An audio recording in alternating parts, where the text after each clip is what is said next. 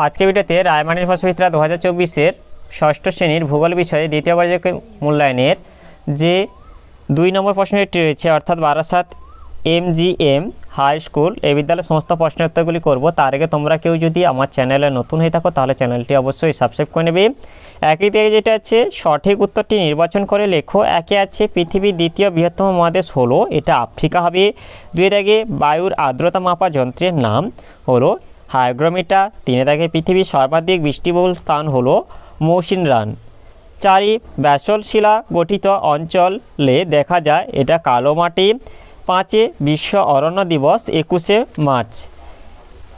6 বন্যপ্রাণী সংরক্ষণ আইন চালু হয় 1972 সালে।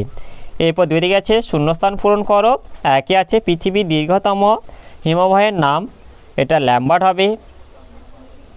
2 দিকে আছে দার্জিলিং জেলা মংপুতে এটা সিংকোনা পাওয়া যায়। এরপর 3 দিকে আছে প্রদত্ত বিবৃতিটি শুদ্ধ না অশুদ্ধ লেখো। ভারতকে বলা হয় ক্রান্তীয় মৌসুমী জলবায়ু দেশ, এটা শুদ্ধ। 4 আছে প্রদত্ত প্রশ্নটি এক কথায় উত্তর দাও। ভারতের কোন রাজ্য উট ও ময়ূরের জন্য বিখ্যাত? ভারতের রাজস্থান উট ও ময়ূরের জন্য বিখ্যাত। 5 দিকে আছে নিচের প্রশ্নগুলির সংক্ষিপ্ত উত্তর দাও। একে আছে আবহাওয়া বলতে কি বোঝো? এর উত্তরটি হলো আবহাওয়া কোনো নির্দিষ্ট স্থানে নির্দিষ্ট সময়ের বায়ুর উষ্ণতা, আর্দ্রতা, বায়ুপ্রবাহ, বায়ুচাপ, আকাশে মেঘের অবস্থা, বৃষ্টিপাত প্রভৃতি উপাদানের সামগ্রিক অবস্থাকে আবহাওয়া বলে। আবহাওয়া দৈনন্দিন ব্যাপার, এটি প্রতিদিন বা প্রতি ঘন্টায় পরিবর্তিত হতে পারে। যেমন সকালবেলা মেঘমুক্ত আকাশ থাকলেও বিকালে ঝড় বৃষ্টি হয়ে আবহাওয়ার বদল ঘটতে পারে। এরপর 2 দিকে হচ্ছে মাটি সংরক্ষণের প্রয়োজন কেন? এর উত্তরটি হলো যে সকল কারণে মৃত্তিকা সংরক্ষণের প্রয়োজন সেগুলি হলো, একে আছে জীবকুলে ভূমিরূপে মাটিকে সংরক্ষণ করা। 2 হচ্ছে মাটির উর্বরতা বজায় রাখা। 3 বন্যা নিয়ন্ত্রণ করা। 4 পরিবেশে আর্দ্রতা বজায় রাখা। 5 ভৌমজলের ভাণ্ডার অক্ষুণ্ণ রাখা। 6 ভূমিধস রোধ করা প্রভৃতি। এরপর 6 দিকে আছে নিচের প্রশ্নগুলির উত্তর দাও। একে আছে দক্ষিণ পশ্চিম মৌসুমী বায়ু ও উত্তর পূর্ব মৌসুমী বায়ুর মধ্যে 3টি পার্থক্য উল্লেখ করো। এর উত্তরটি হলো দক্ষিণ পশ্চিম মৌসুমী বায়ু অর্থাৎ মৌসুমী বায়ু আগমন এবং উত্তর পূর্ব মৌসুমী বায়ু অর্থাৎ মৌসুমী বায়ুর প্রত্যাগমন। বিষয় একে হচ্ছে সময়কাল, মে জুন মাসে মৌসুমী বায়ুর আগমন ঘটে এবং অক্টোবর নভেম্বর মাসে মৌসুমী বায়ুর প্রত্যাগমন ঘটে। 2 হচ্ছে ঋতু, এই সময় ভারতবর্ষে বর্ষাকাল হয়, এই সময় ভারতবর্ষে শরৎকাল হয়। 3 বায়ুর নাম, এই মৌসুমী বায়ুর নাম দক্ষিণ পশ্চিম মৌসুমী বায়ু, এই প্রত্যাগামী মৌসুমী বায়ুর নাম উত্তর পূর্ব মৌসুমী বায়ু। 4 হচ্ছে বায়ুপ্রবাহের কারণ, মার্চ মে মাস ভারতে ভূখণ্ড প্রচণ্ড তাপে উষ্ণ হয়ে গভীর নিম্নচাপ সৃষ্টি করে, যার টানে সমুদ্র থেকে অর্থাৎ অপেক্ষিত উচ্চচাপযুক্ত অঞ্চল থেকে জলীয় বাষ্পপূর্ণ বায়ু ভারতের দিকে ধেয়ে আসে। সেপ্টেম্বর মাসে সূর্য বিষুবরেখা অতিক্রম করে মকরকান্তি রেখার দিকে চলে যায় বলে সূর্য উত্তর গোলার্ধে তির্যকভাবে কিরণ দিতে থাকে, ফলে উত্তর গোলার্ধের স্থলভাগে উচ্চচাপ এবং দক্ষিণ গোলার্ধে জলভাগে নিম্নচাপ সৃষ্টি হয়, যার ফলে উত্তর গোলার্ধের উচ্চচাপ থেকে মৌসুমী বায়ু দক্ষিণ গোলার্ধে নিম্নচাপের দিকে ধেয়ে আসে। 5 হচ্ছে ফলাফল, ভারতবর্ষে প্রচুর পরিমাণে বৃষ্টিপাত হয় যা কৃষিকাজে সহায়ক। আবহাওয়া আরামদায়ক থাকে, বৃষ্টিপাত হয় না, তবে বঙ্গোপসাগরের উপর দিয়ে যাওয়ার সময় কিছু জলীয় বাষ্প সংগ্রহ করে করমণ্ডল উপকূলে বৃষ্টিপাত ঘটায়। এরপর 2 দিকে আছে আন্টার্কটিকার জীবজগতের বিবরণ দাও। এর উত্তরটি হলো আন্টার্কটিকার জীবজগৎ। একে প্রথমে হচ্ছে উদ্ভিদ জগৎ। আন্টার্কটিকায় বছরে বেশিরভাগ সময় উষ্ণতা হিমাঙ্কের নিচে থাকে বলে কোনো বড় উদ্ভিদ জন্মাতে পারে না। স্বল্পস্থায়ী গ্রীষ্মকালে মাত্র 50 দিনে উদ্ভিদগুলি তাদের জীবনচক্র সম্পূর্ণ করে। প্রথমে যেটা হচ্ছে সপুষ্পক উদ্ভিদ, চিরতুষারে ঢাকা ভূমি এবং প্রচণ্ড ঠান্ডা ও শুষ্ক আবহাওয়ার জন্য আন্টার্কটিকায় কোনো বড় গাছপালা বা গুল্ম নেই, তবে এখানে 2 ধরনের সপুষ্পক উদ্ভিদ দেখা যায়, যথা আন্টার্কটিক হেয়ারগ্রাস ও আন্টার্কটিক পালরোট।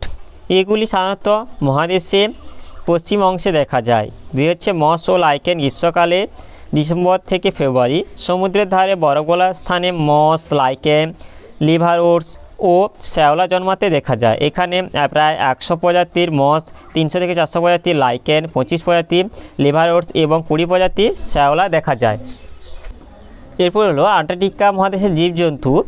একে আছে পেঙ্গুইন। এই মহাদেশের একমাত্র স্থায়ী বাসিন্দা পেঙ্গুইন পাখি। এরা উড়তে পারে না, কিন্তু ভালো সাঁতার কাটতে পারে ও দৌড়তে পারে। প্রায় 17 রকম প্রজাতির পেঙ্গুইন আছে আন্টার্কটিকায়। এদের মধ্যে এম্পায়ার পেঙ্গুইন সবথেকে বড়, প্রায় 4 ফুট লম্বা আর ওজন প্রায় 30 কেজি। পেঙ্গুইনের সারা গা চকচকে পালকে ঢাকা থাকে, যা জলে ভেজে না। ঠান্ডা থেকে বাঁচতে ত্বকের নিচে পুরো চর্বি স্তর থাকে। দুই হচ্ছে সিল ও তিমি। আন্টার্কটিকার চারপাশে সমুদ্রে প্রচুর সিল ও তিমি দেখা যায়।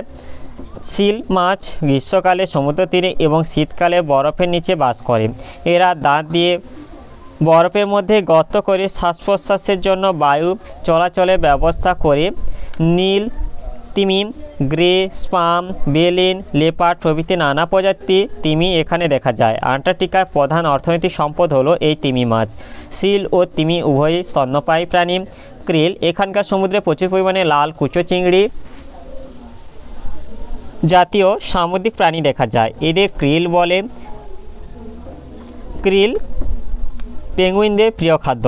4 হচ্ছে পাখি ও পতঙ্গ। পেঙ্গুইন ছাড়া আন্টার্কটিকায় বহু প্রজাতির পাখি দেখা যায়। এদের মধ্যে উল্লেখযোগ্য হলো albatross, gull, skua, snow, Wilson's, petrel, fulmar, sheathbill, tern প্রভৃতি।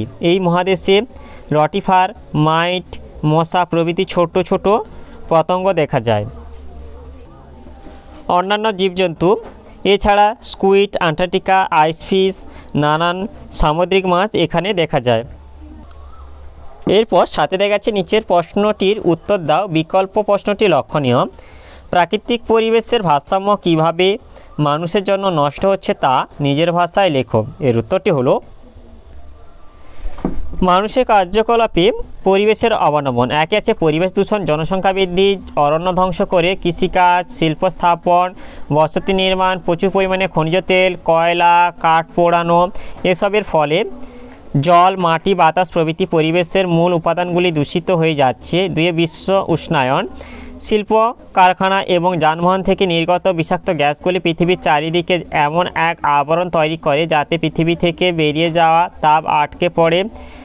দিনের পর দিন এই তাপ জমতে জমতে পৃথিবীর গড় তাপমাত্রা বেড়েই চলেছে। একে বিশ্ব উষ্ণায়ন বলে।